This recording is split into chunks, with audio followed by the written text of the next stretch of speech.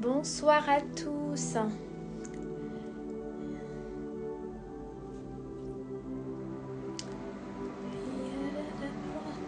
Bonsoir à tous, bonsoir. Bonsoir à tous. Bienvenue dans ce live. C'est le dernier live de cette série sur la dépression. Donc bonsoir. Vous pouvez partager le lien à vos amis. Bonsoir. Alors on va commencer dans quelques instants. Alors,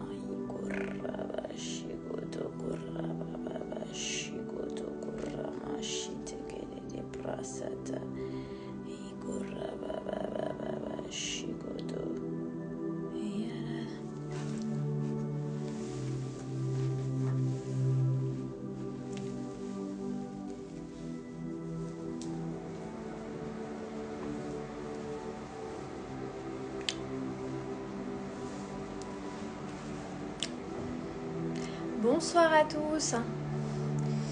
Alors.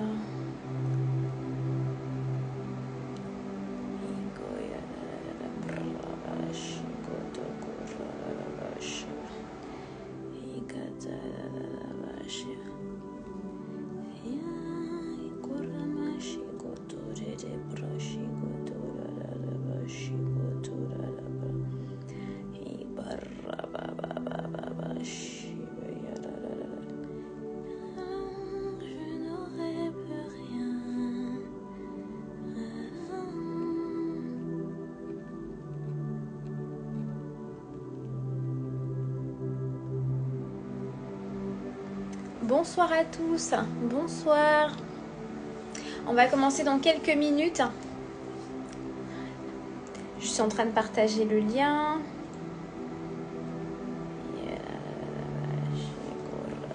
Si tu veux savoir comment sortir de la dépression, si tu veux recevoir des clés pour sortir de la dépression, ça commence dans quelques minutes.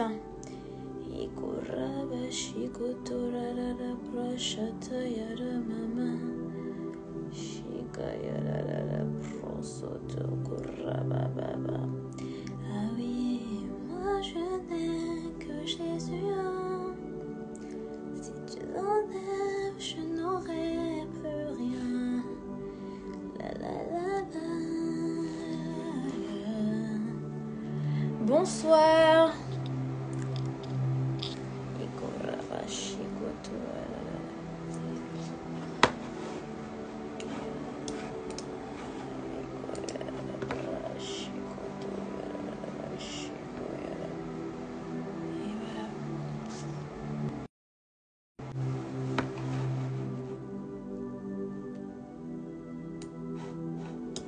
Alors.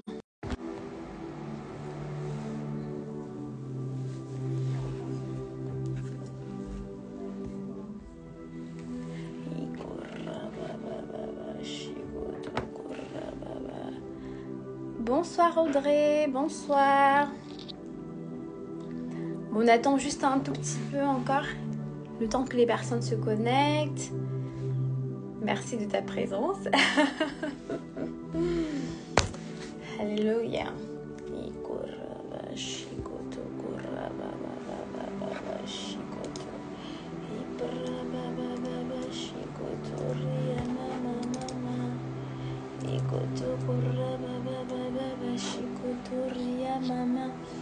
Donc on va peut-être commencer déjà à rendre grâce.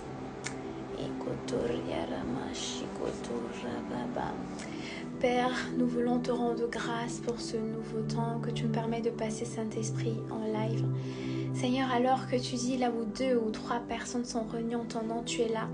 Alors nous croyons que nous sommes 2, Seigneur, et nous croyons que tu es présent. Esprit de Dieu, tu es là, Père. Esprit de joie, tu es là. Esprit de douceur, d'amour, tu es là. Et alors que tu es là, nous croyons, Père, que la Bible dit là où l'Esprit est, là également est la liberté. Nous croyons, Saint-Esprit, que tu vas faire ta volonté à travers ce temps et que des personnes qui étaient dans la dépression pourront avoir la tranquillité d'esprit, pourront être délivrées de la dépression. Père, je te rends grâce parce que lorsque je prie, tu mets exauce toujours. Alors je te rends grâce de ce que tu attires les personnes qui doivent écouter ce live et que seule ta volonté soit faite. Merci Saint-Esprit d'ouvrir l'intelligence de toutes les personnes qui écouteront le live afin qu'elles puissent entendre ce que tu veux les transmettre. Nous te rendons toute la gloire dans le nom puissant de Jésus. Amen, amen, amen. Donc on va commencer. Alors, coucou Audrey. Bienvenue, bienvenue. Du coup on va commencer. Donc je vais prendre mes petites notes. Amen. Alors du coup, Audrey, vu que tu es la seule élève ce soir, du coup une autre personne, coucou princesse, coucou Corinne, bonsoir, coucou Bré, bonsoir à tous. On va commencer du coup notre live sur la dépression. Le thème d'aujourd'hui, c'est comment sortir de la dépression. Donc, si tu es là présent ce soir et que tu as peut-être déjà vécu la dépression ou peut-être que tu traverses des moments de dépression ou tu connais des proches qui vivent des périodes de dépression, c'est le bon live pour toi. Amen. Alors, donc, la dernière fois, qu'est-ce qu'on a vu? Donc, si vous me voyez regarder un tout petit peu à côté, c'est parce que je regarde mes notes. Parce que bien sûr, les lives se préparent aussi. On prépare les lives. Donc, la dernière fois, on a vu quoi? On a abordé le thème sur les dégâts de la dépression. Donc, on a vu ce que la dépression pouvait causer dans la vie d'une personne. Donc, on a vu, je ne sais pas s'il y avait des personnes qui étaient présentes dans le live qu'on a eu il y a 2 semaines. Est-ce qu'il y a des personnes qui se rappellent un tout petit peu ce qu'on avait vu par rapport aux dégâts de la dépression ou pas? Est-ce qu'il y a des bons élèves dans la salle? Est-ce qu'il y a des personnes qui se rappellent un tout petit peu ce qu'on avait vu sur les dégâts de la dépression, donc les conséquences que la dépression peut avoir sur vous? Bon, c'est vrai que le chat est un peu en différé, donc je ne sais pas forcément si vous avez déjà répondu ou pas. Mais donc je vais vous apporter, donc on avait vu que le premier dégât de la dépression, c'est que la première chose que la dépression veut faire dans vos vies, c'est vous empêcher d'obéir à Dieu. Parce qu'on a vu que la dépression, c'est une forme de forteresse. Donc l'apôtre Ivan dit dans son livre Sortir des prisons intérieures, il assimile la dépression à une forteresse. Donc une forteresse, c'est quoi? C'est juste un système de pensée, c'est une façon de penser que vous avez depuis longtemps. C'est une façon de penser qui va venir dicter vos attitudes, dicter vos réactions. Donc une forteresse, on va dire la dépression, c'est une forteresse. Amen. Donc et il parle dans son livre, il dit que le but du diable derrière les forteresses, c'est de vous empêcher d'obéir à la parole de Dieu. Ok? Donc pourquoi le diable ne veut pas que vous obéissiez à la parole de Dieu? C'est parce que il sait que celui qui est en réalité votre Seigneur, c'est pas celui que vous priez. Lorsque vous priez, vous priez Dieu, vous invoquez Jésus, vous appelez Jésus dans vos vies. En fait, Jésus n'est pas votre Seigneur tant que vous n'obéissez pas à sa parole. Donc la Bible dit dans Romains 6 au verset 16, on l'a vu du coup la semaine dernière, la Bible dit « Ne savez-vous pas qu'en vous livrant à quelqu'un comme esclave pour lui obéir, vous êtes esclave de celui à qui vous obéissez ?» Donc ça veut dire que lorsqu'on accepte la dépression dans notre cœur, lorsqu'on accepte la dépression dans nos pensées, en réalité, on devient esclave de la dépression. Et la dépression devient comme notre Seigneur. Amen. Donc ça, c'est ce qu'on a vu. Donc c'est une des premières raisons pour lesquelles du coup le diable souhaite que vous désobéissez à la parole de Dieu, parce que quand vous désobéissez à Dieu, en gros, vous faites de l'esprit de dépression votre maître, votre Seigneur. Ok. Donc on a aussi vu que la dépression donne le pouvoir au diable d'avoir le contrôle sur, sur votre vie. Donc par exemple, on a pris le cas, supposons vous écoutez, donc en fait la dépression ce sont des voix. Ce qu'il faut comprendre, c'est que la dépression c'est un état émotionnel, donc vous entendez des voix qui vous poussent à vous comporter d'une certaine façon. Donc on a dit que le diable, en vous faisant, bonsoir Cindy, bonsoir à tout le monde qui nous rejoint. Donc on a dit que le diable, lorsqu'il vous, en fait, le but du diable à travers les forteresses, c'est de contrôler votre vie. Donc par exemple, si la dépression vient frapper à votre cœur et vous avez des pensées de tristesse, des pensées de mélancolie, des pensées d'inquiétude qui sont constantes, si vous obéissez à ces pensées, à ces voix, en fait, ce qui se passe, c'est que vous donnez le pouvoir à un esprit qui s'appelle l'esprit de dépression, parce qu'on a compris que tout est spirituel. Vous donnez le pouvoir à l'esprit de dépression de causer des événements dans vos vies. Par exemple, la dépression va entraîner du coup les maladies. Il y a des maladies qui sont causées par la dépression. La dépression va entraîner également, il y a un vrai taux de mort qui est causé par la dépression, dont la dépression entraîne le suicide. Donc ça veut dire que quand vous laissez l'esprit de dépression dominer sur votre vie, en fait ça ouvre des portes à d'autres choses. Amen, mais ce ne sera pas le cas pour vous dans le nom de Jésus. Donc on a dit également que les dégâts de la dépression, elle va sécher vos os. Donc la dépression vous rend sèche. La dépression vous rend désagréable. Elle vous rend pitoyable.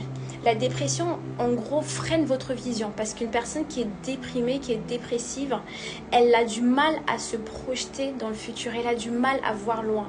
Je me rappelle quand j'étais dans la dépression il y a des années auparavant, j'arrivais plus à voir au-delà de ma situation actuelle. J'arrivais plus à voir au-delà de ma vie. J'arrivais plus à me projeter dans la vie. Ma vision était comme bloquée. Et donc, une personne qui est dépressive a du mal à avoir des grandes ambitions. Elle a du mal à se dire, je vais avoir du succès, je vais faire des grandes choses avec Dieu, je vais faire des grandes choses dans ma carrière. Parce que la dépression vous renferme et vous replie sur vous-même. Okay? Donc, aujourd'hui, on va voir le sujet qu'on va aborder, c'est comment sortir de la dépression. C'est comment vous pouvez être libre de la dépression parce que c'est possible. Dieu m'a libérée de la dépression, donc je suis vraiment en fait un témoignage de la grâce de Dieu. C'est possible de sortir de la dépression. Bonjour Gutelben, j'espère que j'ai bien prononcé ton nom. Bienvenue à tous ceux qui en rejoignent par la suite. Donc aujourd'hui on va voir comment sortir de la dépression.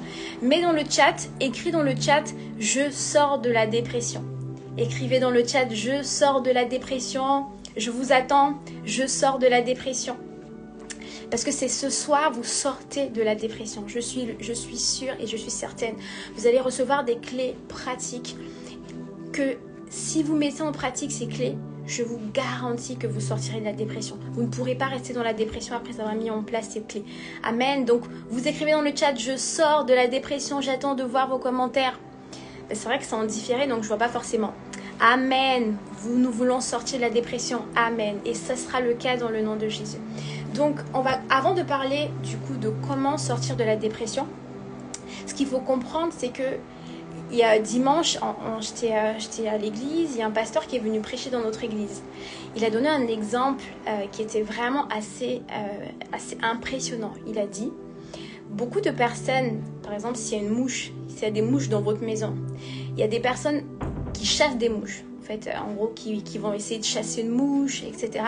Il disait en gros, et ça ne sert à rien de chasser une mouche sans savoir ce qui attire la mouche. Amen. Est-ce que tu peux capter cette phrase? Ça ne sert à rien de vouloir chasser une mouche sans prendre le temps de comprendre ce qui attire cette mouche. Parce que la vérité, c'est que tu peux chasser une mouche, tu peux mettre des sprays pour chasser une mouche. Si tu ne sais pas ce qui attire cette mouche, la mouche, elle reviendra. Tu peux mettre tout ce que tu veux, elle reviendra. Alors c'est pourquoi avant de te partager les clés pour sortir de la dépression, je vais te partager les portes, ce qui a fait en sorte que la dépression entre dans ta vie, ce qui a fait en sorte que la dépression demeure dans ta vie, ce qui fait en sorte que la dépression est toujours constamment dans ta vie. Amen. Est-ce que tu veux connaître les portes par lesquelles la dépression est entrée?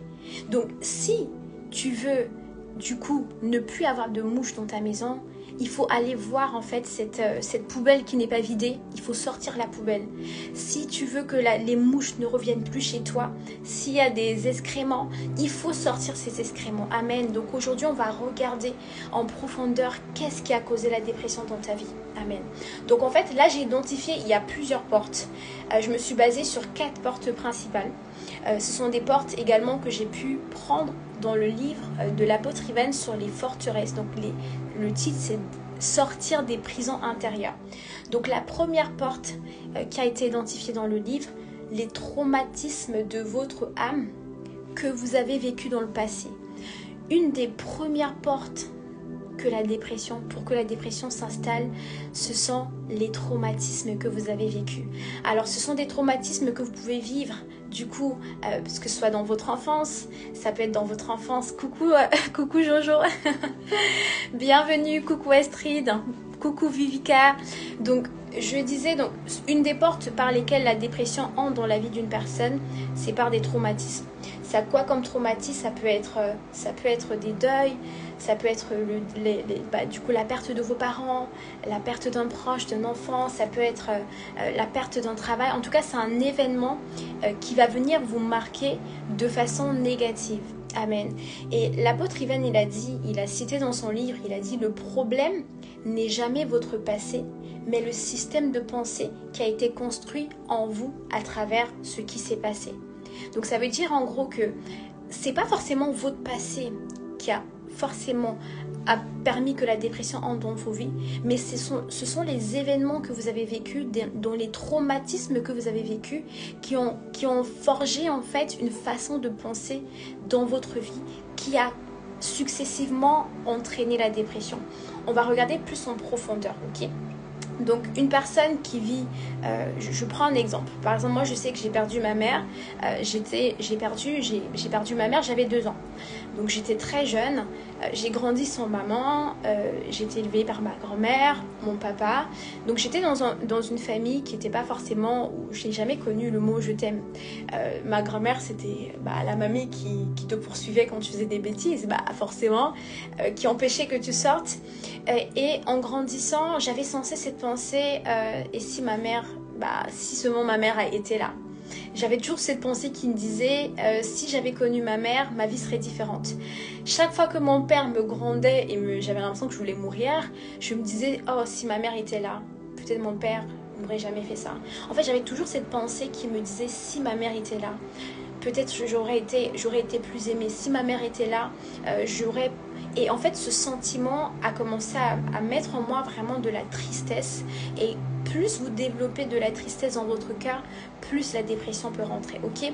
Donc, une des portes, donc la première porte d'entrée de la dépression, ce sont des traumatismes. Ça peut être du coup une agression.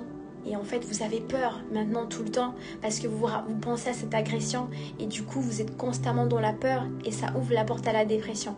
Ok, donc ça, c'est la première porte. La deuxième porte d'entrée de la dépression, qui peut deviner? Alors, qui peut deviner la deuxième porte par laquelle la dépression peut rentrer dans votre vie? Donc la première, on a dit, ce sont les traumatismes que vous avez vécus dans l'enfance, ou peut-être pas forcément dans l'enfance, en tout cas dans la vie. Donc la deuxième porte, c'est quoi? Amen Jojo, gloire à Dieu. Donc la deuxième porte, c'est quoi? C'est, on ne pourra pas le dire assez, la deuxième porte d'entrée de la dépression dans votre vie, c'est votre cœur. Pourquoi le cœur? La dépression va rentrer dans votre vie lorsque vous ne gardez pas votre cœur. En fait, amen Audrey, c'est effectivement l'amertume. En gros, le cœur, on va dire que c'est une des choses qui va venir affecter le cœur. Donc on peut résumer ça. Ça rentre dans l'amertume, dans le cœur, l'amertume. Donc c'est votre cœur. Donc lorsque vous n'avez pas gardé votre cœur, vous ouvrez la porte à la dépression. On va prendre des exemples. Donc chaque fois, donc ça c'était cité dans le livre du pasteur Ivan, donc chaque fois que tu acceptes d'écouter cette petite voix intérieure qui te convainc que c'est à cause d'une personne, donc une offense, un décès, un divorce, un chômage, une trahison, que tu ne peux pas obéir à Dieu, alors ça révèle que tu es séduit par une forteresse. Donc en gros, votre cœur, en d'autres termes, la dépression va se manifester par une voix que vous entendez, ok? En gros, n'oubliez pas, on a dit que la dépression, c'est une forteresse. La Bible dit que, en gros, la Bible parle de forteresse comme étant des systèmes de pensée, des façons de raisonner, ok? Donc, la dépression va se manifester par une voix. Donc, vous allez entendre cette voix qui va vous dire, votre vie ne sert à rien. Elle va vous dire que personne ne vous aime. Cette voix va vous dire que vous n'avez pas de valeur. Elle va vous dire que les choses ne vont jamais changer dans votre vie, qu'il n'y a plus d'espoir pour vous. Et surtout par rapport à l'espoir, parce que la Bible dit dans 1 Thessaloniciens, verset 4 à 17, de 13 à 17 autant pour moi, nous ne voulons pas, frères et sœurs, que vous soyez dans l'ignorance au sujet de ceux qui sont morts, afin que vous soyez dans la tristesse, afin que vous ne soyez pas dans la tristesse comme les autres qui n'ont point d'espérance. Amen.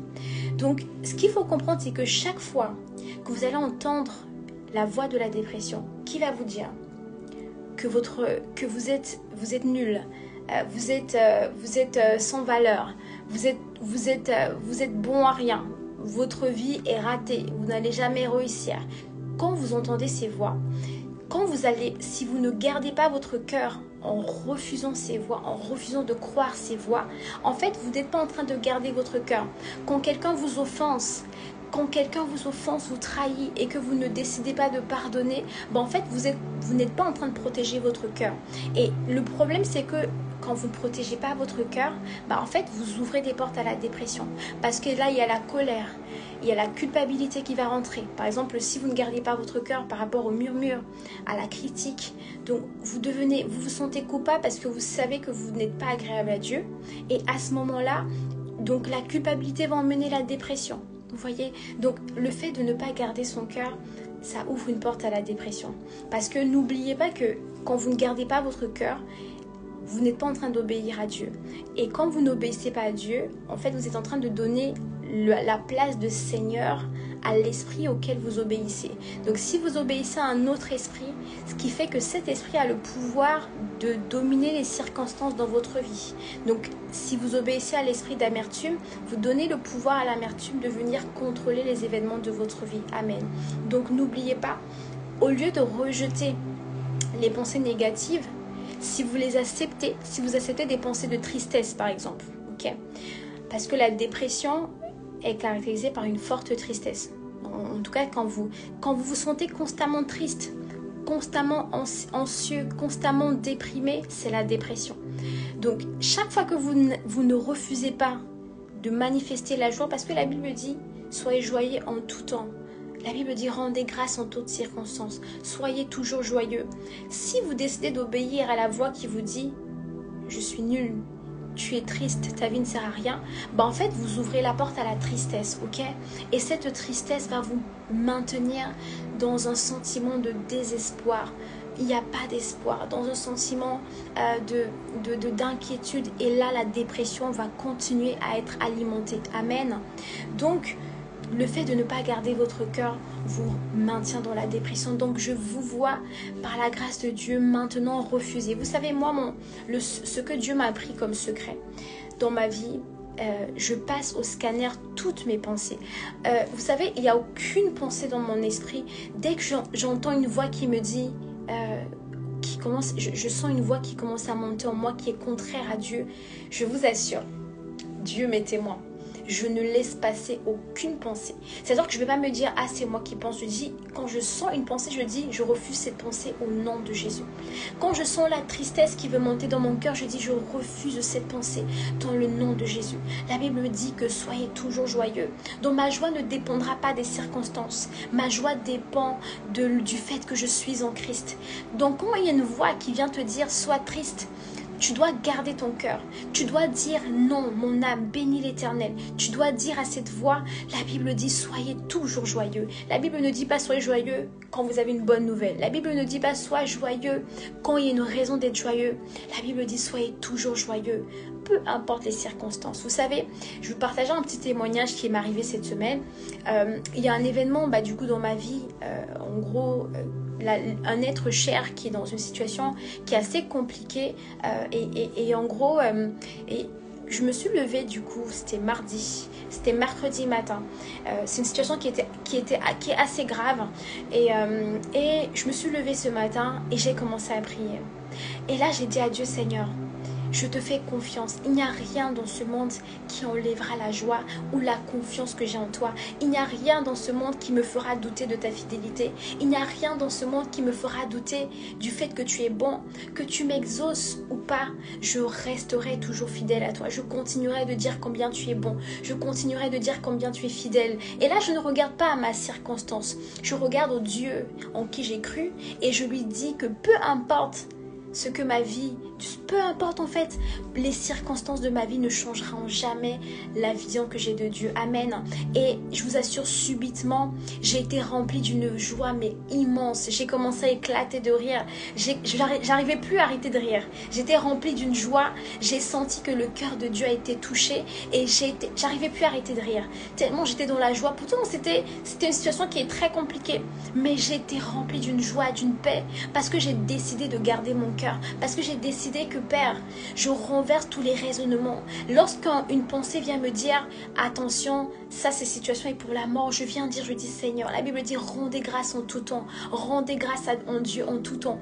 Et j'ai commencé à dire merci Seigneur, je dis tu es fidèle, je te loue Père, ta fidélité ne changera jamais, ta fidélité ne dépendra pas si tu m'exauces ou pas. Si tu décides de m'exaucer, gloire en ton nom. Si tu ne m'exauces pas, alors je continuerai à dire que tu es bon, je continuerai à proclamer ta louange. Amen. Je vous assure, j'ai tellement vécu une... Waouh, c'était trop fort. Et donc, garder son cœur, ça vous libère de la dépression.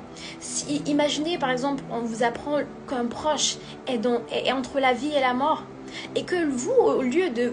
Et vous commencez à alimenter les pensées de... Oh, je suis vraiment triste. Ah Seigneur, vraiment la vie, pourquoi ça? Vraiment, je suis trop malheureuse. Seigneur, comment tu as pu permettre ça? Ah non. Donc, si vous acceptez ces pensées, alors je vous assure que la dépression va rester dans vos vies. Mais il faut refuser ces pensées. Il faut refuser ces pensées dans le nom de Jésus. Amen. Donc, il faut garder ton cœur plus que toute autre chose. N'accepte jamais que ton cœur soit déçu de Dieu. N'accepte jamais que ton cœur soit déçu de Dieu. La dépression, tant que tu crois que Dieu est fidèle, tant que tu crois que Dieu est bon, je t'assure, la dépression ne pourra pas rester dans ton cœur. Amen. Donc garde ton cœur. Même si tu vis une situation difficile, décide d'obéir à Dieu. Si Dieu te dit adore-moi, loue-moi. Même si tu veux pleurer, adore-le, je t'assure. La dépression ne restera pas dans le nom de Jésus. Amen. Ok, donc on va passer à la troisième porte qui a causé la dépression à demeurer dans ta vie. La porte d'accès à la dépression, c'est ton enfance. Amen. C'est ton enfance. En gros, la dépression commence dès l'enfance. C'est un peu subtil à dire. Parce que quand on est enfant, on n'est pas forcément soucieux. Quand on est enfant, on ne pense pas aux problèmes. Quand on est enfant, il n'y a pas de mélancolie, il n'y a pas de tristesse à proprement dite. Mais en réalité, c'est que la dépression va commencer dès l'enfance. Comment elle va commencer? En gros, le diable, il est très rusé. Le diable, il construit petit à petit dans le cœur d'un enfant une façon de penser, de se voir. Par exemple, un enfant qui a vécu des abus, des attouchements, un enfant qui a été orphelin, qui n'a pas grandi avec ses parents, qui allait de foyer en foyer. En gros, le diable, son but, c'est de détruire la confiance, l'estime de soi de cet enfant dès l'enfance. Un enfant qui a grandi dans un foyer où les parents se disputaient, les parents se querellaient, s'insultaient. Un enfant qui a grandi dans un foyer où sa mère le tapait tout le temps, sa mère l'insultait, sa mère lui disait que tu n'es rien. En fait, la vérité, c'est que dès l'enfance, c'est à partir de l'enfance qu'on bâtit sa personnalité de demain. Quand le diable veut te détruire, il va toujours faire en sorte que dans ton enfance, tu vas vivre des événements qui vont traumatiser ton cœur, qui vont te choquer, ok? Et quand tu grandis, en fait, une personne dont les parents, par exemple, divorcés, et il a vu un mariage qui a été brisé, cette personne, vous allez voir qu'en grandissant, il aura une image du mariage qui est horrible. Il ne voudra pas se marier. Il va vouloir reproduire ce qu'il a vu chez ses parents avec la personne avec qui il sera. Donc, dans ton enfance, tu vas voir que la dépression va commencer depuis que tu es petit. Les événements que tu as vécus dans ton enfance, l'atmosphère du foyer où tu étais dans ton enfance. Donc, et ça va créer en soi, ton enfance va te briser.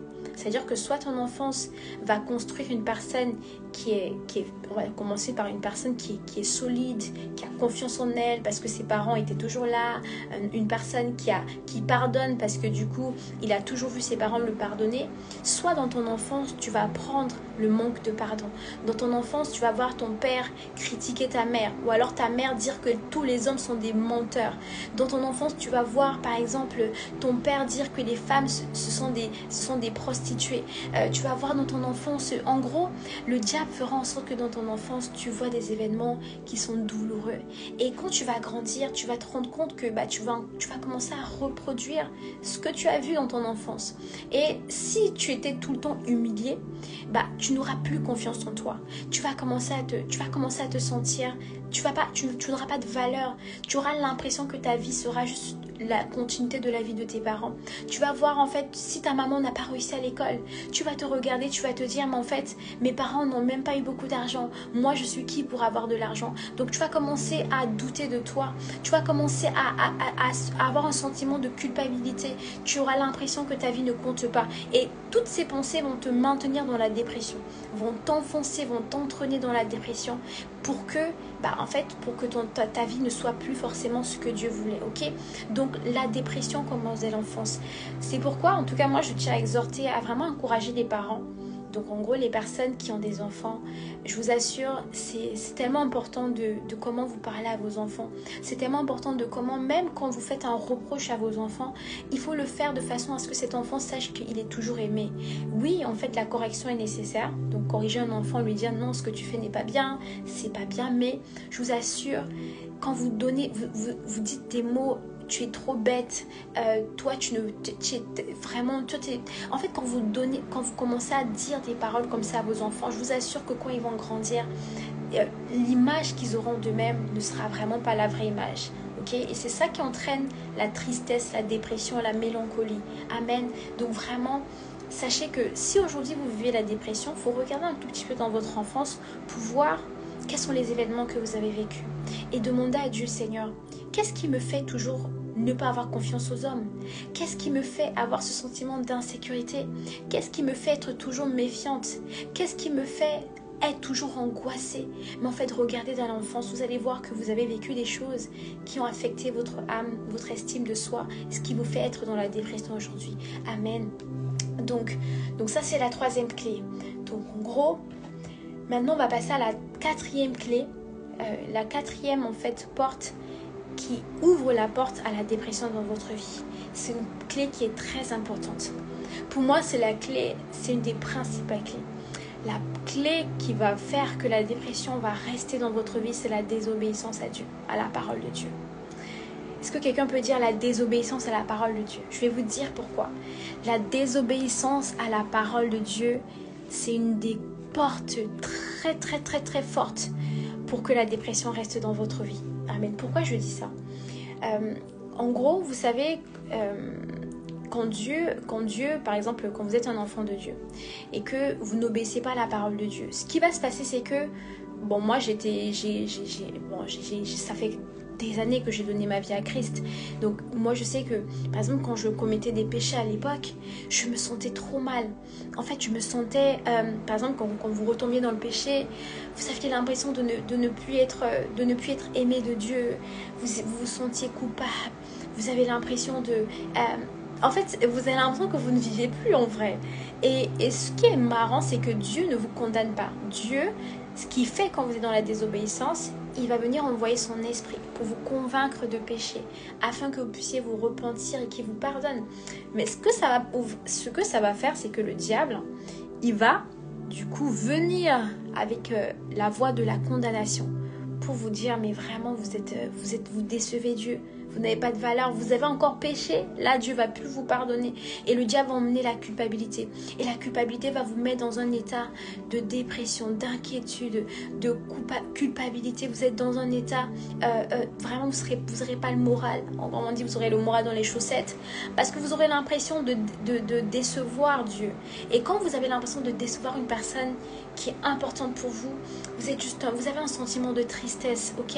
Donc la dépression en grande partie elle est causée parce qu'on désobéit à la parole de Dieu. Chaque fois qu'on désobéit à Dieu, le diable, qu'on appelle l'accusateur, vient et rentre avec des pensées de dépression. Amen.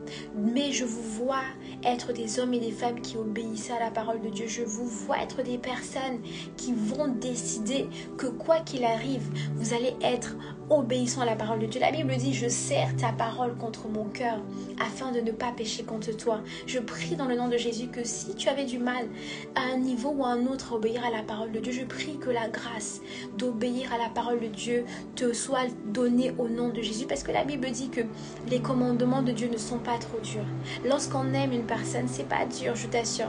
Demande à la grâce au Saint-Esprit, demande la force à Dieu d'obéir à sa parole et tu vas voir que Dieu va te donner. Amen.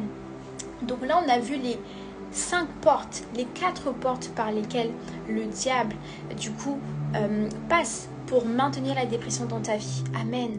Donc maintenant, on va voir combien de clés. On va voir 4 clés. Donc 5 clés pour sortir de la dépression. Alléluia. Mets dans le chat 5 clés.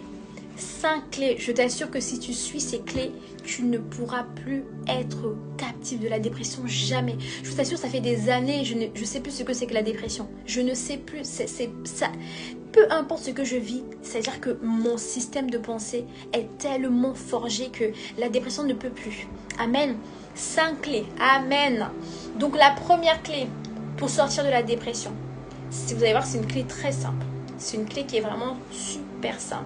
Amen. 5 clés. Amen. Vous êtes de très bons élèves réactifs. J'aime ça. Donc la première clé pour sortir de la dépression, vous allez voir, elle est très simple. Il faut être sincère. Il faut être sincère. Il faut reconnaître qu'on a laissé entrer en nous la dépression. Et en acceptant des voix intérieures dans notre cœur. Donc la première clé, c'est simple. C'est juste de reconnaître. C'est de dire en fait, ça ne sert à rien de faire semblant. Moi, je dis toujours que Dieu nous connaît. Dieu, il aime la sincérité. Et j'avais partagé mon témoignage la première fois, comment j'étais sortie de la dépression.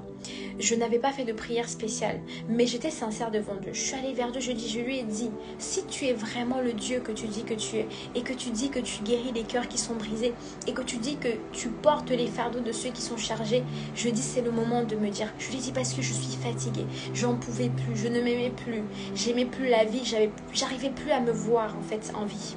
Et ma sincérité a touché le cœur de Dieu. Je dis toujours, la sincérité, ça marche avec Dieu, ok?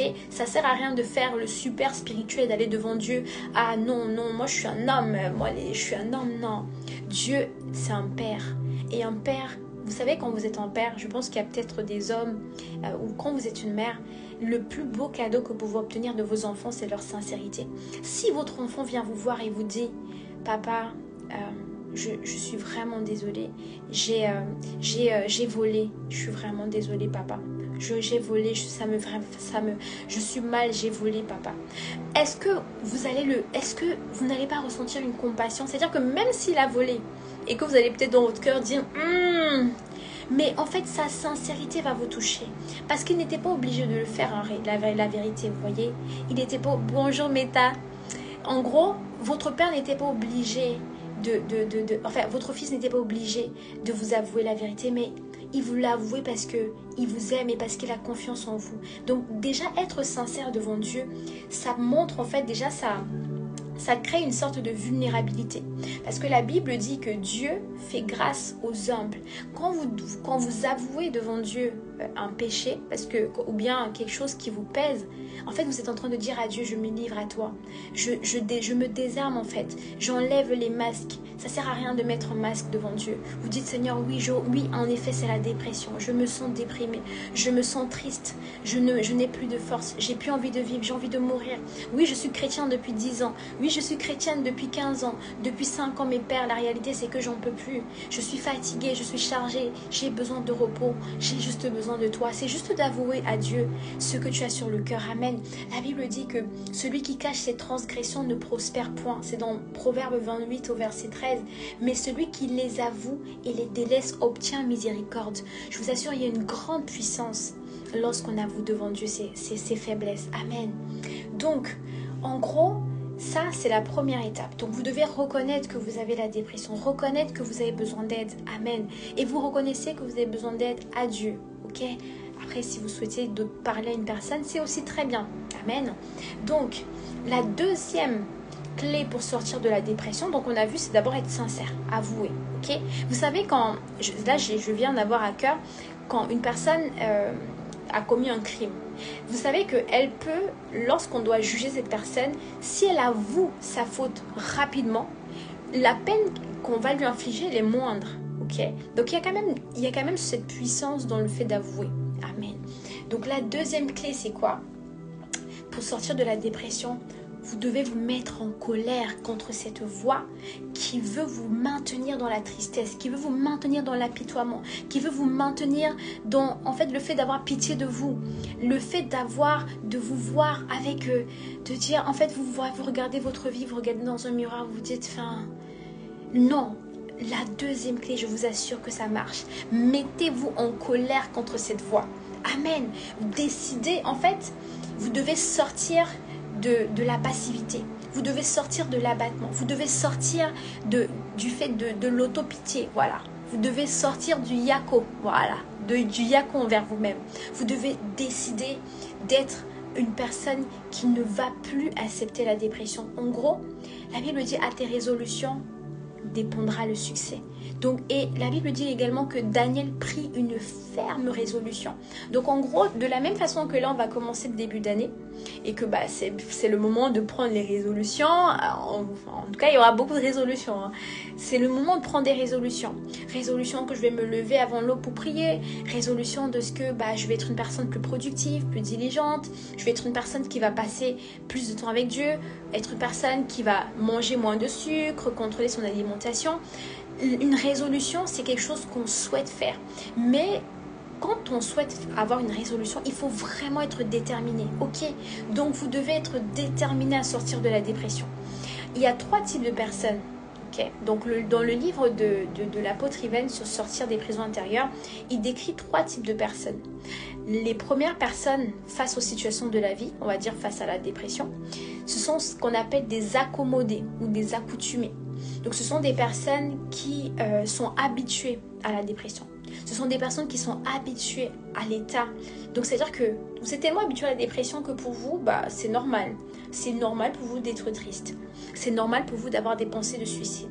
C'est normal pour vous d'être angoissé, d'avoir de l'anxiété. En fait, pour vous, c'est normal parce que vous avez tellement vécu dans cette situation que vous ne voyez pas forcément autre chose. Vous êtes à l'aise avec ce sentiment, ok? Donc ça, c'est les premiers types de personnes. Mais je refuse. Tu ne seras pas une personne qui est accoutumée.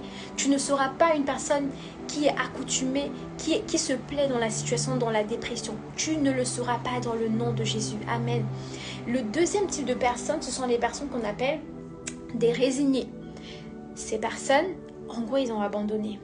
Elles ont dit, en fait, je ne sais plus quoi faire. J'abandonne. Je ne vais même plus essayer de trouver des solutions. Je ne vais même plus essayer de sortir de la dépression parce qu'en fait, j'ai essayé tout, ça n'a pas marché. Ok?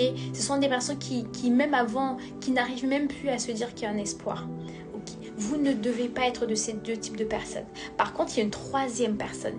Il y a un troisième type de personnes. Ce sont des personnes qu'on appelle...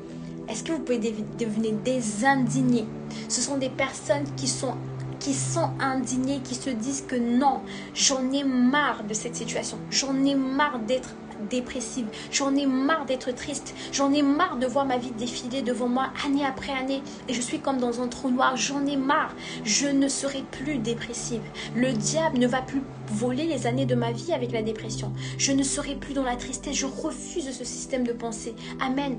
Vous devez être comme la veuve devant le juge inique. La Bible dit, elle décrit la veuve comme une personne qui a importuné le juge. C'est-à-dire que importuner, ça veut dire tu déranges, c'est-à-dire que tu es déterminé à réclamer ce qui t'est dû. Ce qui t'est dû, c'est le bonheur, parce que la Bible dit que Dieu a des projets de bonheur et non de malheur pour toi. Il a des projets de te donner un avenir et une espérance. Ça veut dire que si tu es triste. Ce ne sont pas des projets de Dieu. Donc tu dois être déterminé comme la veuve devant le juge inique à dire, je vais reprendre la joie que Dieu m'a donnée, ok? Parce que Dieu ne m'a pas destiné à être triste. Dieu ne m'a pas destiné à vouloir mourir. Dieu ne m'a pas destiné à vouloir être dans la dépression. Non, je dois être déterminé à vivre tout ce que Dieu m'a dit. Amen.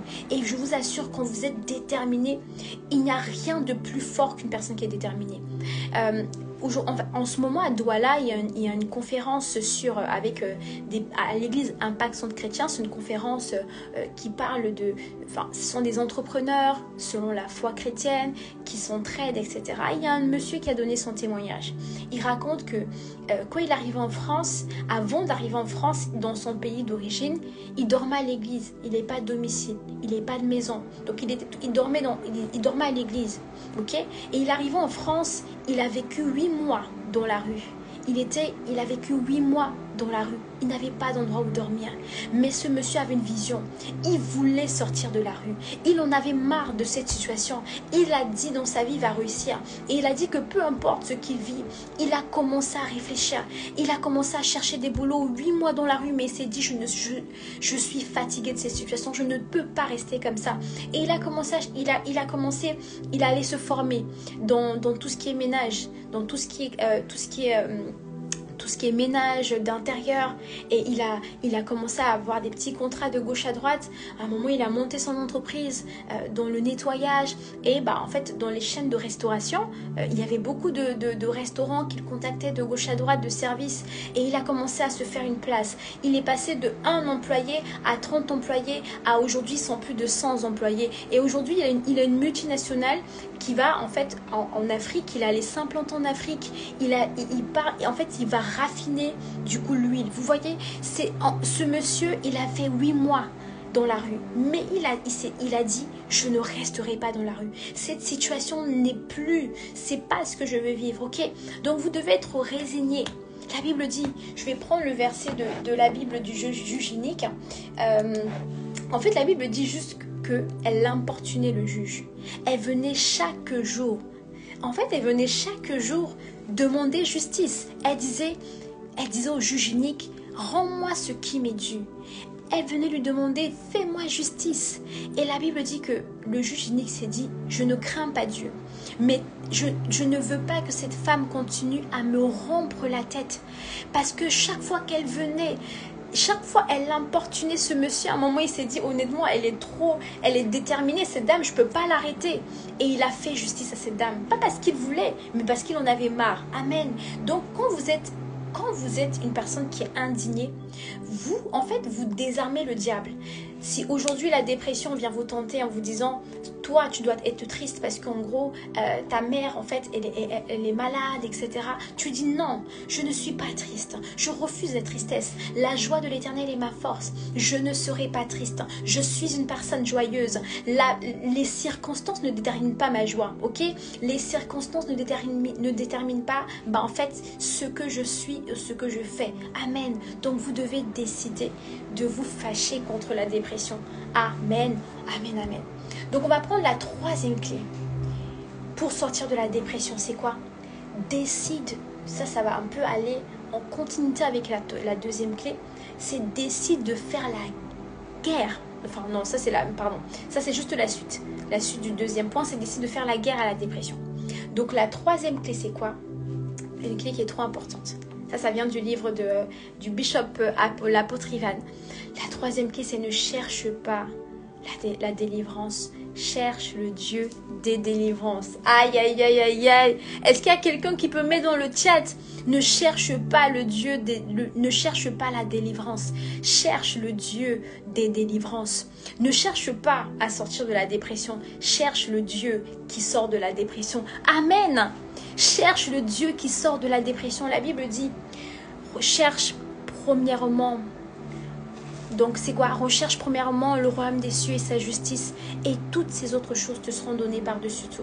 En fait, quand tu décides, quand tu entres dans la présence de Dieu, en gros, il y a quelques jours, il y a 2 jours, on avait un temps de prière pour un proche à moi. Et quand j'ai commencé à prier, et j'ai dit à Saint-Esprit, conduis le temps de prière. J'ai commencé, en fait, j'étais conduite dans une sorte d'action de grâce. J'ai commencé à chanter, j'ai commencé à louer Dieu. J'ai commencé à louer, à lui dire combien il est fidèle.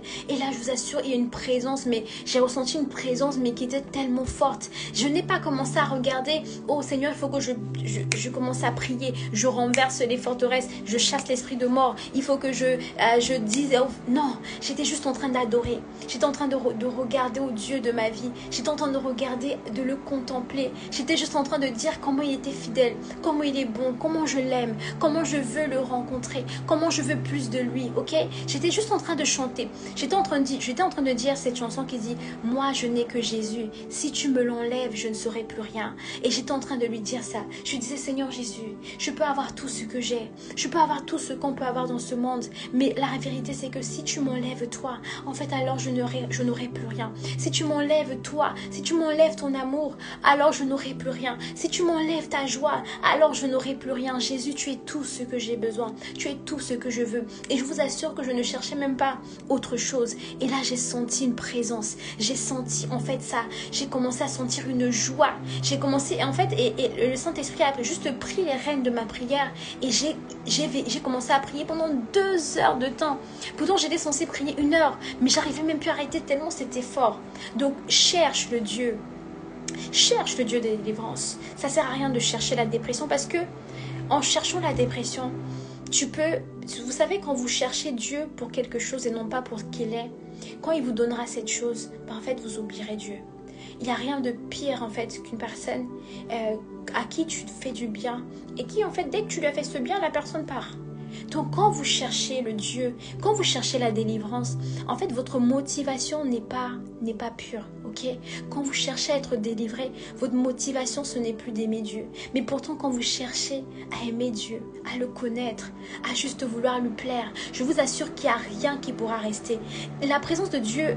Quand vous êtes dans sa présence, ce qu'il fait, c'est qu'il va transformer votre cœur. Donc, quand vous commencez à chercher la présence de Dieu, à commencer à lui chanter ses louanges, à lui dire qu'il est bon, à lui dire qu'il est un Père tendre, qu'il est amour, je vous assure, là où il y avait des pensées de tristesse, là où il y avait des pensées de dépression, il va vous remplir d'une joie, mais qui est incroyable. J'ai fait l'expérience il y a 3 jours. Je vous assure, je suis entrée dans sa présence. J'aurais pu commencer à pleurer, dire « Oh Seigneur, pourquoi ça m'arrive ?» Ah non, non, non, non, non. Mais j'ai juste commencé à adorer. Et j'adorais sincèrement. C'était pas des fausses adorations, c'était pas pour non. J'étais sincère dans mon adoration. J'étais juste en train de lui dire « Seigneur, moi je te contemple, moi je t'adore, moi j'ai besoin de toi, tu es tout pour moi. » Et là, je vous assure que toutes les autres pensées qui tentaient de venir, elles n'ont même pas pu approcher ma tête. Amen. Donc, cherchez cherchez le Dieu de délivrance et non pas la délivrance. Bonjour Coralie, bonjour à tous. Amen. Donc, ça, c'est le 3e point, ok, pour sortir de la dépression. Donc, j'ai écrit, en fait, dans mes notes, si vous faites comme cette personne qui chasse des mouches, donc j'ai pris cet exemple, je vais le lire parce que du coup, je l'avais écrit. Donc, si vous faites comme cette personne qui chasse des mouches, mais qui ne sait pas ce qui attire les mouches, alors vous serez sans cesse prisonnier, ok? Au lieu de chercher à vous débarrasser de la dépression, cherchez avant tout le Dieu d'amour, le Dieu de paix, le Dieu qui procure la tranquillité, le Dieu qui redonne les forces à celui qui est fatigué. Cherchez ce Dieu et toutes ces autres choses vous seront ajoutées par-dessus tout. Amen. Donc en cherchant Dieu, en étant dans sa présence, non pas pour ce qu'il peut faire pour toi ou te donner, mais pour ce qu'il est, pour son cœur, en le contemplant, en cherchant à vouloir être juste avec lui, dans sa présence. Donc quand tu fais cette chose, c'est à ce moment que Dieu va commencer à guérir ton cœur. Donc là où tu ressentais la tristesse, tu vas commencer à être rempli de joie. Là où tu ressentais l'amertume, en fait la présence de Dieu va t'envelopper. En fait, tu n'auras même pas besoin de lui dire, vous savez, Je me rappelle des années, ça fait vraiment longtemps, j'étais en 2018. Quand j'étais encore en train de revenir à Dieu, vous savez, j'étais un peu entre Dieu et le monde, je ne savais plus. J'étais captive de la pornographie. Je vous assure que la pornographie et la masturbation, c'était... En fait, il ne fallait même pas me dire, j'arrivais pas. Et chaque fois que je commettais ça, je pleurais parce qu'en fait, je me sentais prisonnière. Et en fait, j'étais vraiment entre Dieu et le monde. Et quand j'ai commencé à venir à l'église, donc j'étais toujours captive de la masturbation et la pornographie. Et ce qui s'est passé, c'est que quand j'ai commencé à venir à l'église, j'ai commencé à chercher Dieu. J'ai commencé à servir à l'église. J'ai commencé à aller au temps de prière. J'ai commencé à prier. Je vous assure, je n'ai jamais demandé à Dieu, Seigneur, délivre-moi de la pornographie et de la masturbation. Jamais. J'ai été délivrée sans même le chercher parce que mon soupir, en fait, ce que je recherchais à ce moment-là, c'était Dieu. J'avais tellement envie de rencontrer Dieu. J'avais tellement envie parce que je l'aimais tellement, mais j'étais prisonnière de beaucoup de choses et mon désir, c'était Seigneur, je veux te rencontrer, je veux te connaître. J'étais brisée, j'étais une fille brisée. Et quand je cherchais Dieu, sans même le demander, j'ai été délivrée je vous assure, la pornographie et la masturbation, c'est un vrai démon. Ce sont des vrais démons. Je vous assure parce que quand ça vous tient, c'est vraiment tenace. Mais je n'ai pas eu besoin de prière, de délivrance. C'est parti d'un coup. Pourquoi? Parce que j'ai cherché le Dieu des délivrances et je n'ai pas cherché la délivrance. Amen. Donc en fait, cherche ce Dieu. Quand tu vas apprendre à louer Dieu, à passer des moments d'adoration, en fait à regarder à Dieu, je t'assure que la tristesse ne peut pas rester. Je vous assure, moi en fait en ce moment, je vis une situation qui est très compliquée, mais j'arrive même pas à être triste. Je vous assure, j'arrive pas à être triste. Je n'arrive pas en fait. Je n'arrive pas parce que j'ai résolu dans mon cœur comme Daniel que Père, si tu le fais, moi je crois que tu vas le faire. Mais même si tu ne le fais pas, je serai toujours reconnaissante. Amen. Parce que j'ai décidé dans mon cœur de ne pas chercher Dieu pour ce qu'il peut me donner, mais de chercher Dieu pour ce qu'il est. Amen. Donc rien de ce que Dieu pourra faire ou ne pas faire ne pourra jamais me décevoir. Parce que j'ai résolu dans mon cœur de le chercher pour qui il est. Amen. Donc quand tu cherches Dieu, je t'assure que tu trouveras tout. Si tu es triste, mais je vous assure, je ne sais pas comment vous le dire. Il y a vraiment une puissance dans la présence de Dieu. Moi, j'ai expérimenté ce qu'on appelle le rire. Il y a des gens qui rient dans la présence de Dieu. Moi, j'ai tellement expérimenté ce rire. Je vous assure que la semaine dernière, c'était mercredi. Et c'est à ce moment que je disais à Dieu, Père, peu importe la situation que je traverse, oh my God, tu seras toujours mon Dieu. Tu seras toujours fidèle. J'ai commencé à lui dire, Père, oh je t'aime pas pour ce que tu me donnes. Je ne t'aime pas pour si tu m'exauces ou pas. Je vais toujours te louer. Il n'y a aucune situation qui me séparera de ton amour. Et je vous assure, j'ai commencé à éclater de rire. J'étais remplie de joie. Je riais, j'ai rigolé. J'arrivais même plus à arrêter. Tellement sa joie commençait à me remplir. Amen. La joie de Dieu guérit. Et je vous assure que depuis là, je cherche la tristesse. En fait, voilà, vous voyez, j'arrive même pas à être triste. Pourtant, je vis une situation que beaucoup de personnes auraient vraiment été dans la dépression, mais j'ai expérimenté ce qu'on appelle la joie de Dieu. Amen. Donc vraiment, cherchez Dieu. Restez juste dans sa présence et vous allez voir, la dépression ne pourra plus rester parce qu'il va tellement vous remplir qu'il n'y aura plus d'autre place. Amen. Donc, je vais vous donner 2 autres clés et on va finir le live. J'espère que vous avez noté, je vous en supplie. Les clés que je vous partage ont l'air tellement simples, tellement anodines. Mais je vous assure, si vous les appliquez, on se donne rendez-vous dans 2 semaines. Hein? Vous pratiquez ça tous les jours, pas qu'une seule fois, continuellement. Je vous garantis que ça marche. Amen. En fait, la dernière clé, mais je vais rajouter une autre parce qu'en fait, j'avais pensé à cette clé-là. La 4e clé pour sortir de la dépression, c'est serre sa parole dans ton cœur afin de résister au diable. Amen. Serre la parole de Dieu dans ton cœur. Serre la parole de Dieu. La Bible dit que la parole de Dieu est une épée à double tranchant. La Bible dit que Dieu envoya sa parole et sa parole les guérit et les fit échapper de la fosse. En fait, quand j'ai cherché le mot fosse, c'est quoi? C'est comme une tombe. Parce que là, j'ai plus pour beaucoup de temps. Mais le mot fosse, quand vous cherchez, vous regardez la définition du mot fosse, c'est une tombe. C'est comme une personne, c'est comme un creux qui mène à la mort. Ok? Donc quand Dieu dit, il va vous envoyer sa parole, qui va vous sortir de la fosse, c'est une situation. La fosse, c'est un trou. La fosse, c'est une situation désespérée. La fosse, c'est une dépression intense. La fosse, c'est un deuil. Vous voyez? Et échapper, ça veut dire quoi? Échapper, quand Dieu dit il va vous faire échapper de la fosse. En fait, quand on dit échapper, ça veut dire que vous êtes prisonnier. Vous ne pouvez pas sortir. Et la Bible dit, il envoya sa parole. Et sa parole les guérit. La parole de Dieu a le pouvoir de guérir ton cœur de la dépression. La parole de Dieu a le pouvoir de guérir ton cœur de l'amertume. La parole de Dieu a le pouvoir de guérir ton cœur de toutes les tromperies. En fait, tout ce que tu peux imaginer de pire. Moi, j'ai été kidnappée. C'est vrai que j'ai un témoignage. J'ai été kidnappée, ok? Il allait me tuer, il a failli me violer. J'étais dans une brousse, dans une forêt. Je vous assure, c'était un miracle. C'était un vrai miracle. C'est très lent à raconter. Mais je vous assure que ce qui m'a sauvée, je le sais et je le crois ce jour-là, c'est que avant que ça se passe, le Seigneur m'avait le matin, le jour où j'ai été kidnappée, donc le matin de ce jour, j'ai lu Psaume 91 ce jour-là. Et c'était drôle parce que c'était comme si le verset était pour moi. J'étais tellement excitée, je me suis dit, waouh, la Bible dit dans Psaume 91, parce qu'il m'aime, il va m'invoquer au jour de la détresse, je vais lui répondre, ok? Et j'ai lu cette parole, je dis, waouh, en fait, comme j'aime Dieu, ça veut dire que lorsque je vais l'invoquer, il va me répondre. Amen.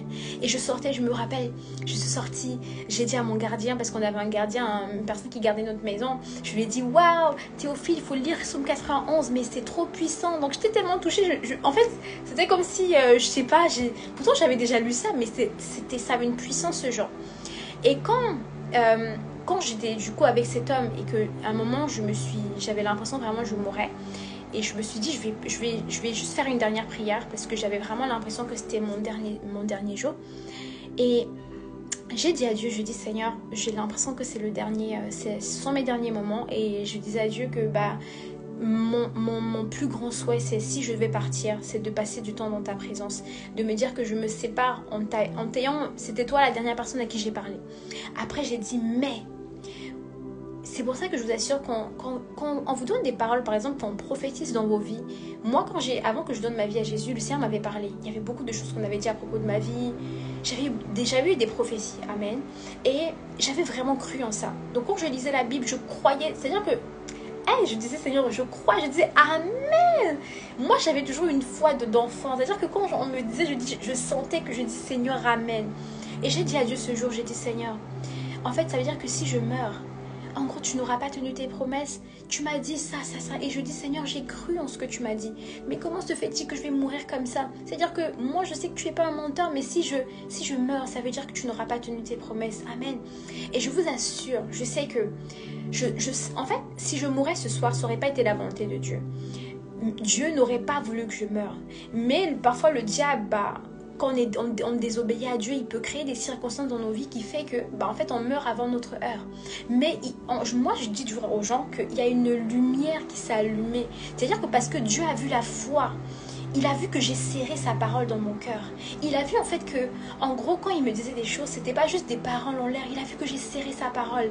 Et je lui ai dit, Seigneur, moi j'ai cru en ta parole. Si c'est que je meurs maintenant, ça veut dire que tu n'auras pas tenu tes promesses. Amen. Et c'est une longue histoire, mais j'étais miraculeusement sauvée ce jour-là. Amen. Donc, la clé pour sortir de la dépression, c'est qu'il faut serrer la parole de Dieu dans ton cœur. Il faut décider que ce que Dieu te demande de faire, fais-le. La Bible dit, je serre ta parole dans mon cœur afin de ne pas pécher contre toi. Plus tu vas valoriser la parole de Dieu, plus tu vas voir qu'il y aura des choses que Dieu va te demander de faire, même si elles sont dures. Lorsque tu décideras de faire ces choses, malgré la difficulté ou quoi, Dieu va honorer ça et Dieu va te délivrer de toute ta détresse. Tu dois serrer la parole de Dieu, tu dois serrer sa parole, tu dois chérir sa parole, tu dois valoriser la parole de Dieu et te dire que Seigneur, coûte que coûte, ta parole c'est la lampe à mes pieds. La Bible dit que ta parole est la lampe à mes pieds. Donc peu importe ce que le monde me dit, moi tant que la parole de Dieu me dit de faire ça, c'est ça que je ferai. Amen. Donc si tu veux voir la dépression sortir de ta vie, serre la parole de Dieu, pratique sa parole, marche selon ce que Dieu t'enseigne dans la Bible. Amen. Et je t'assure que tu vas voir. La Bible dit que la Bible est trop forte. Je vous assure, la Bible, c'est un livre qui est trop précieux. Serre la parole de Dieu et tu vas voir que tout ce qui te lie va te lâcher parce que la Bible dit, il envoya sa parole les guérit et les fit sortir de la fosse. Amen. Et la dernière clé avant qu'on se sépare, la dernière clé que je ne l'avais pas mis, mais je trouve que c'est important de le dire, pour te débarrasser de la dépression, garde ton cœur. Je t'assure, ça c'est une clé qui est trop importante. Garde ton cœur plus que toute autre chose. La Bible dit, garde ton cœur plus que toute autre chose, car c'est de lui que viennent les sources de la vie. En fait, si tu ne gardes pas ton cœur, vu que c'est de ton cœur que viennent les sources de la vie, si tu ne gardes pas ton cœur, de ces mêmes sources, ça va commencer à jaillir la dépression. Quand tu ne gardes pas ton cœur, l'amertume va commencer à jaillir de ton cœur. Quand tu ne gardes pas ton cœur, la colère va commencer à jaillir. Quand tu ne gardes pas ton cœur, l'angoisse va commencer à jaillir. Garde ton cœur. Amen. Préserve ton cœur comme Isha le dit. Préserve ton cœur. Décide que peu importe ce que le diable essaie de mettre sur ton chemin, tu gardes ton cœur. Les gens t'ont offensé, pardonne. Hein? Les gens t'ont mal parlé, pardonne. Refuse de retenir des gens dans ton cœur. Ton père t'a déçu, honore-le. Alléluia, garde ton cœur. Ta mère t'a déçu, honore-la. Parce que la Bible dit, honore ton père et ta mère afin que tes jours soient prolongés. Amen. Si par exemple tu es tenté d'être triste, garde ton cœur. Refuse la tristesse. Dis, mon cœur est trop précieux. Amen. La Bible dit que le diable vient et il ne va trouver rien en moi. Décide que dans ton cœur, il n'y aura rien de ce qui est dans le diable. Amen. Dans ton cœur, il ne doit pas avoir de tristesse. Non. Alors, on peut être triste souvent. Ça peut arriver d'avoir des épisodes où tu es triste. Mais il y a une différence entre être triste pour un événement passager et demeurer dans la tristesse. Ça veut dire de faire de la tristesse sa nationalité. Okay? Donc on refuse ça. Amen. Donc garde ton cœur. Décide que tu vas protéger ton cœur. Décide que tu vas garder ton cœur plus que toute autre chose. Lorsque les gens, vous savez, j'ai vécu tellement de choses sincèrement et il y a parfois des gens qui me disaient, mais Dominique, toi tu as vraiment le cœur de David, parce que peu importe ce qu'on va te faire, en gros tu vas toujours, c'est là que tu oublies et tu pardonnes et c'est comme s'il ne s'est rien passé, parce que j'ai décidé de garder mon cœur. Il n'y a rien qui va me séparer de l'amour de Dieu, il n'y a rien qui va m'enlever l'image de Christ en moi, dans mon cœur. Donc même lorsque c'est dur, je vais devant Dieu, je dis, Seigneur, accorde-moi la grâce de pardonner, accorde-moi la grâce et vous voyez, donc garde ton cœur. Amen, parce que c'est de ton cœur que la dépression va sortir. Si tu ne gardes pas ton cœur, tu ressentiras toujours la dépression, tu ressentiras toujours la tristesse, tu ressentiras toujours l'amertume. Si tu ne gardes pas ton cœur des comparaisons, amen, ça c'est un sujet important. Si tu n'arrêtes pas de te comparer, si dès que le diable te dit tu vois la fille, tu vois comment elle est, ça c'est le genre de fille qu'on marie, hein. Si tu ne gardes pas ton cœur de ses pensées, en fait tu vas accepter ses pensées, la dépression va commencer à te dire, ah vraiment, toi t'es... Amen. Garde ton cœur, peu importe, garde ton cœur. Décide que toi, ce qui va être vu dans ton cœur, c'est uniquement l'amour de Dieu, c'est uniquement la douceur de Dieu, c'est uniquement la tempérance de Dieu. Même lorsque tu fais des erreurs, relève-toi. La Bible dit 7 fois le juste tombe, mais l'Éternel le relève. Amen. Même lorsque tu ne seras pas au point, relève-toi, repars dans la présence de Dieu, refortifie-toi, parce que la Bible dit le juge tombe, le juste tombe, mais Dieu le relève. Amen. Donc voilà. Je t'ai partagé 5 clés pour sortir de la dépression. Amen, amen. Est-ce que tu peux dire gloire à Dieu? Gloire à Dieu. Tu peux dire merci au Seigneur parce que je crois vraiment que ce que Dieu envoie comme parole, ça montre ce qu'il veut faire dans ta vie. Amen. Donc Dieu veut que tu sortes de la dépression. Et je te vois vraiment dans le nom de Jésus sortir de la dépression pour toujours. Dans le nom de Jésus. Amen, amen, amen. Donc, on arrive au terme de notre live. Donc, je vais, avant de clôturer, on va peut-être voir s'il y a des personnes qui ont des questions. Est-ce que vous avez des questions? Est-ce que vous souhaitez poser des questions? Donc, je vous donne quelques minutes pour voir en fait s'il y a des personnes qui ont des questions. Sinon, du coup... Amen. Sinon, on va du coup clôturer avec quelques annonces. On va faire une prière également pour donner l'opportunité aux personnes qui ne connaissent pas Jésus, du coup, de connaître Jésus. Et en gros, vous savez, connaître Jésus, c'est une des premières clés pour sortir de la dépression. En fait, c'est la clé avant toutes les autres clés. Amen. Donc, sans Jésus, je vous assure, la dépression va triompher toujours. Il n'y a aucun antidépresseur, aucune parole positive, aucun psychologue. Et moi, je suis banquière, je vous assure. Je travaille en banque et sincèrement, j'ai des clients qui sont des psychologues, des patients, qui sont des médecins. Et je vous assure que, sincèrement, les psychologues, là, eux-mêmes, ils sont eux-mêmes déprimés. Hein? Donc, même ceux-là qui viennent te dire, ils sont eux-mêmes, c'est vrai que ça les laisse pas. Hein? Tant que tu n'as pas Jésus, tu vas écouter les problèmes des autres. Tu vas dire oui, qu'est-ce que vous ressentez en fait, toi-même, tu sais que toi-même, ta part, tu n'arrives même pas à sortir. Ok, donc c'est Jésus la solution. Amen. Donc le prochain live, en gros, du coup, là c'est le dernier live sur la dépression. Mais en fait, on aura des prochains lives très prochainement sur d'autres thèmes. Mais sur ma page aussi personnelle, du coup, mon nom, c'est un peu particulier. Hein. Donc, sur ma page personnelle, du coup, je partagerai des vidéos aussi sur la dépression. Si ce sont des sujets qui sont importants pour vous, je partagerai des vidéos.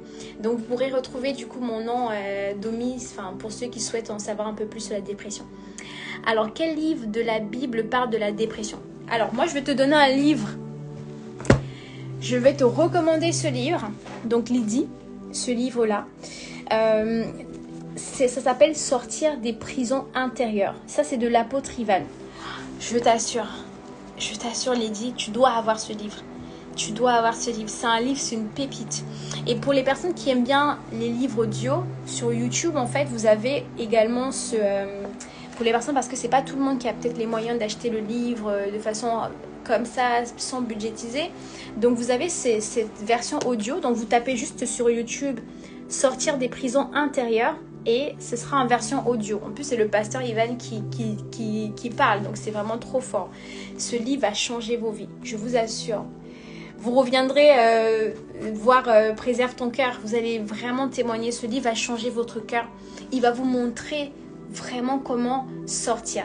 Je me le suis procuré dimanche et j'ai hâte de le lire. Super Myriam. Je pense que c'est Myriam. Hein, Amen. Tu nous feras un retour sur en fait ce que Dieu aura fait à travers ce livre. Tu vas voir, vraiment tes yeux vont s'ouvrir. Il y a vraiment beaucoup de raisonnements qui vont être renversés. Amen. Donc, procurez-vous le livre ou alors vous pouvez juste écouter la version. Moi, j'aime bien la version audio aussi. C'est vraiment top. Parce que la version audio, vous écoutez aussi. C'est pas tout le monde qui aime lire. Hein. Il y a des personnes qui sont plus dans l'écoute.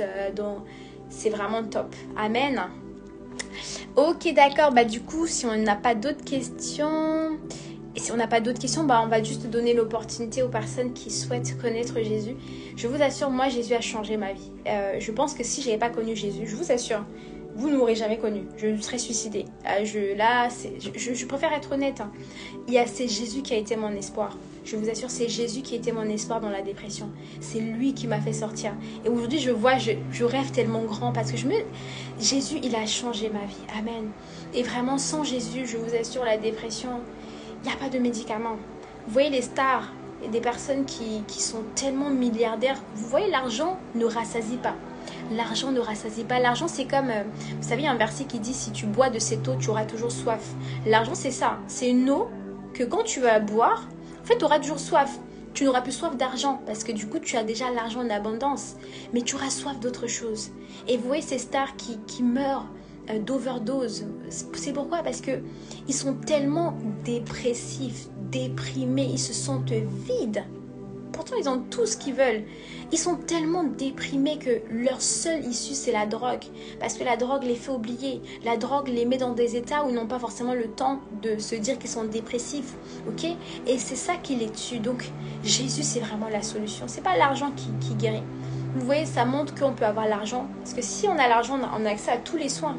Donc, il n'y a eu aucun soin qui était capable de les sortir de la dépression. Il n'y a vraiment que Jésus qui sauve. Amen. Donc, je vais juste faire une prière pour les personnes qui n'ont pas encore connu Jésus. Si tu veux donner ta vie à Jésus et tu veux juste te recommander ta vie, tu veux lui dire, Seigneur, je te connais peut-être pas, mais je sens que tu es la solution à ce que je recherche depuis tellement longtemps. Je sens que tu es la solution à ce vide que je ressens. Tu peux juste dire, répéter après moi, Seigneur Jésus, je te remercie pour ton amour. Merci de m'avoir conduit dans ce live. Merci d'avoir conduit mes pas. Je te demande pardon pour mes péchés. Je te demande pardon pour mes erreurs. Je prie que ton sang me lave afin que je sois pure comme de la neige. Je prie que tu viennes prendre le contrôle de ma vie. Je veux te chercher, toi.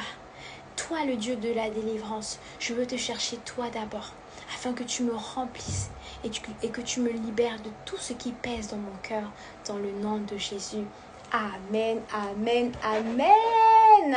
Donc si tu as fait cette prière, donc il y a une joie dans le ciel. La Bible dit que les anges se sont réjouis. Donc je te dis félicitations pour ton anniversaire spirituel. Tu as 0 ans. Alléluia. Donc en tout cas que le Seigneur te bénisse. Et du coup si tu as accepter Jésus dans ta vie, tu souhaites en fait qu'on t'accompagne, tu souhaites du coup qu'on prenne soin de toi parce que c'est un chemin, je vous assure. Moi j'ai donné ma vie à Jésus en 2012, c'est un vrai chemin. C'est un chemin qui est vraiment, qui a besoin, où on a besoin de t'accompagner. Tu as besoin des personnes qui ont de l'expérience, qui savent un tout petit peu détecter les plans de l'ennemi. Tu as besoin. Donc préserve ton cœur. Donc si tu souhaites un accompagnement, si tu as besoin d'une oreille attentive, si tu as besoin d'une grande sœur qui pourra t'écouter, prier avec toi, t'expliquer la parole de Dieu. En fait, parce que la Bible, c'est un mystère. Je vous assure que quand je lisais la Bible, je me dis, c'est un livre d'action. Donc, tu as besoin des personnes qui sauront te conseiller. Donc, tu peux contacter Préserve ton cœur, du coup, la personne qui a la page.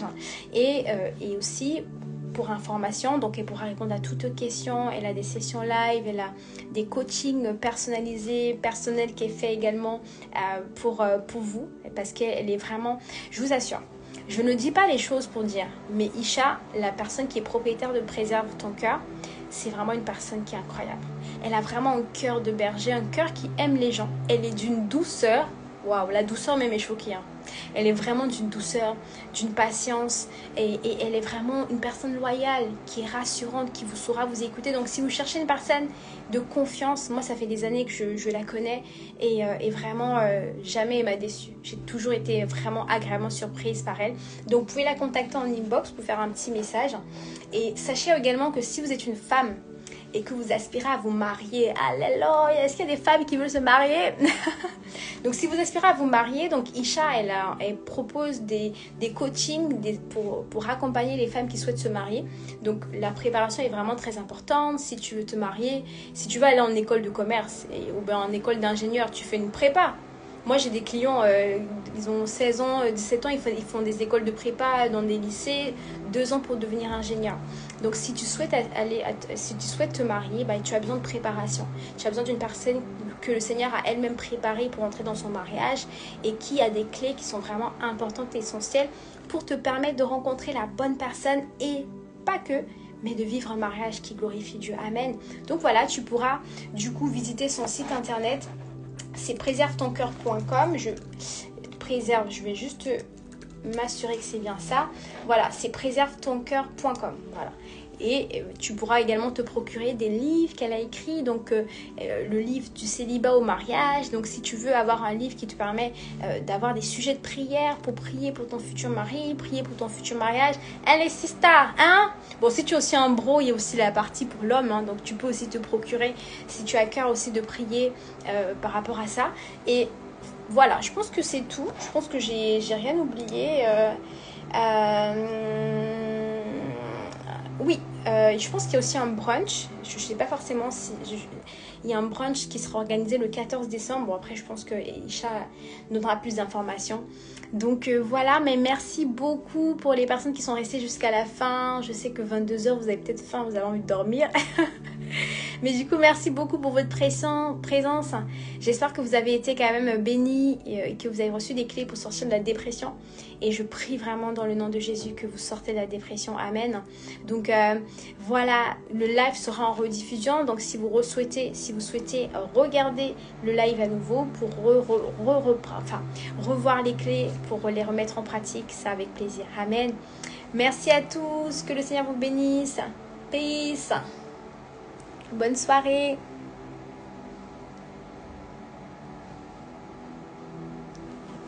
Au revoir.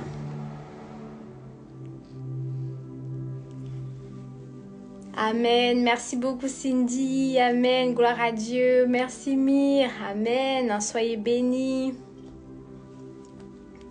Soyez bénis. Bisous, bisous, bisous.